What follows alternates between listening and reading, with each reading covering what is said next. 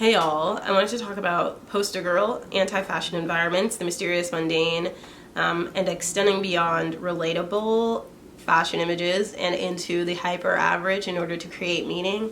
It sounds like I just said a ton of buzzwords back to back, B2B, but maybe I did, maybe I didn't. Let's get into it. I was thinking about this because I saw the poster girl advertisement with JT and Cindy Kimberly, and earlier this year I contributed to the Digital Fairies Crime Wave Aesthetics report about the use of surveillance aesthetics and criminality in advertising and media. So the CCTV looking fashion images, the crime-oriented shiesty mask images, the comical like bling ring film, like those kinds of aesthetics. I felt like the recent Poster Girl campaign that includes JT and Cindy Kimberly was a great example of crime wave and surveillance aesthetic, but also an example of utilizing the hyper average and anti-fashion environments in fashion media in order to create contrast. And this has a lot to do with the constructions of the mysterious mundane. If you don't know what I mean when I say the mysterious mundane, I'm referring to also, similarly, CCTV-oriented images, webcam-looking images of very mundane, very universal-looking everyday life, almost like suburban life, Todd Salon's aesthetic, Jürgen Teller aesthetic, where the excitement of a photo comes from it feeling eerily familiar because of how basic and normal it is. There is no outstanding aesthetic value of these images that is unattainable or unfamiliar to you. And I really appreciate those kinds of images because I feel like they're grounding and allow people to explore the complexity of human life, corporality, temporality, the things that we have in common, mortality, things like this, rather than transporting us to a world where we can be perfected if we just buy into things. So when we see these high glam, hyper perfected images, I love those. I see the value in them, especially as they relate to marginalized people's identities and why we are drawn to them. But I think that they sometimes can be used to make people feel like if you buy into these things, you can perfect until you can't feel pain anymore and until you're immortal, like a robot. So just buy this makeup and you won't look like an aging or decaying human being. You will be a perfected fembot, and this way you don't have to concern yourself with, the life central question of what happens when, we acknowledge our mortality. And so I thought that these kinds of fashion images were really important. And I noticed that some fashion and culture experts last year made note that there would be a normcore wave coming to dressing and fashion. I anticipated more of a normalizing of media aesthetics. And I think that I thought that would come because there was more special attention to detail as well as communities. And some of the examples that I brought up are the Prada runways having these very, very subdued fashion styles, these references to workers, these references to everyday life and life's impact on us. I mentioned wrinkles at Prada on TikTok a while ago, and my understanding of the use of wrinkles at Prada was making use of your clothes, like the result of making use of your clothes and how they exist in real life rather than interpreting them on a digital screen on a phone, for example. Something that occurs when you actually make use of your clothes is that they can get wrinkled. So creating ready-to-wear clothes that are originally wrinkled, as well as at like several other fashion houses, I thought was in order to remind us again of that form of mortality and humanity and our relationships with our environment. The fashion campaigns that included Kendall Jenner at Miu Miu, which are pared back, natural looking, not so much about unattainable, completely aspirational imagery.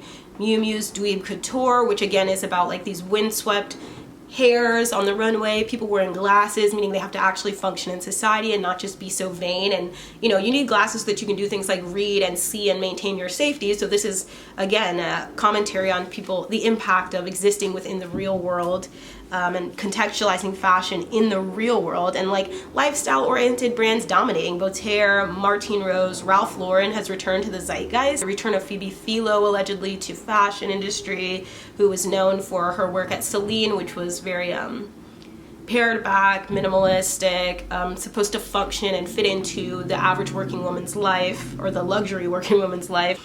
generally the bayonetta glasses trend, again, goes back to like the function of existing in real life, and the oversaturation of micro aesthetics leading people to want to divest from internet culture and constructing an identity that only exists online. Actually, speaking of that, I need to get my glasses.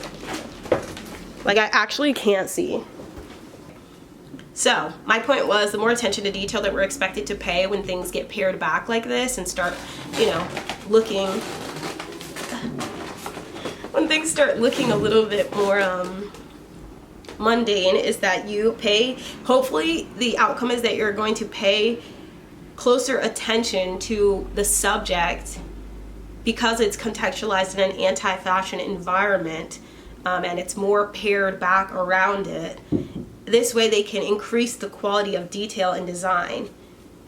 And I bring that up as well in conjunction with the work of TikTok creator and writer Andrea Chong, who evaluates the quality of fashion garments in stores, and then she posts about it in order to educate her audience about how to identify high quality clothing. And she's also written a book about how to identify high quality clothing, and it also comes in conjunction with the viral TikToker Tanner Leatherstein. These people are both very, very popular online and constantly going viral with audiences who are working to learn how to identify and take ownership over high quality clothing, and spending more time caring about attention to detail in terms of constructing garments. Tanner Leatherstein is a leather worker who deconstructs leather bags from luxury companies and educates his audience about how to identify quality leather bags, or he determines if bags are worth their upcharge based on their luxury name. And I think that this, again, is just evidence of this cultural movement toward caring about higher quality, as well the quiet luxury, wealth whispers, kind of fashion trends that, as you may have heard, I don't love, don't agree with, but I think that these come from, in part, an idea about paying closer attention to detail, to smaller details. Now, this only works if people are actually buying luxurious items and not just buying Amazon Basics knockoffs of Zara, knocking off a high fashion label. One of the examples I used of closer attention to detail over the last few seasons is Jonathan Anderson, who works for his brand JW Anderson as well as the House of Loewe. And the reason why I use him is because I feel like a lot of his work, especially at his namesake brand, is about investigating the process of designing clothes and the impact of clothes on us. That I actually heard him speak about in person and explain and contextualize about, you know, its reflective power in terms of the audience viewing it. And he has clothes that have demonstrated like wear on them, wrinkles on them as well. The impact of the environment on clothing and the the process of producing clothing, etc., etc. And again, I think that this has a lot to do with caring more deeply about, you know, the fine detail. Jonathan Anderson was able to make effective use of surreal imagery against very mundane environments. And he said, in speaking to Anthea Hamilton in the New York Times in 2017, he said of fashion that during the 1990s, luxury became something exclusive and elitist. I think fashion got lost. It forgot about craft and culture. And then he follows by saying, for me, you have to try and remove all of that and think about the creative output and community and people. This statement sums up, essentially, I think, one of the benefits of the mysterious mundane and how it exists in fashion aesthetics, and how anti-fashion contexts and, you know, posing fashion against these not aspirational, not impossible, not like world-building spaces allows people to actually focus on quality of craftsmanship, and again, focus on the broader things that connect us all, like community and people and creative output. What is actually coming of this, rather than tricking people or, you know, satisfying people with an interesting story. It's about like actually just making good clothes and working to benefit a community. In the same interview with Hamilton, they talk about casting art against domestic spaces, and Jonathan Anderson says that when you do that, it kind of creates a universe of its own logic. And he mentions how you can show fashion in an anti-fashion environment. And I noticed that this is something that he does, especially as it relates to his art curation, which he did in his exhibition for On Foot, which is in London right now, I believe. And it's a collection of art that is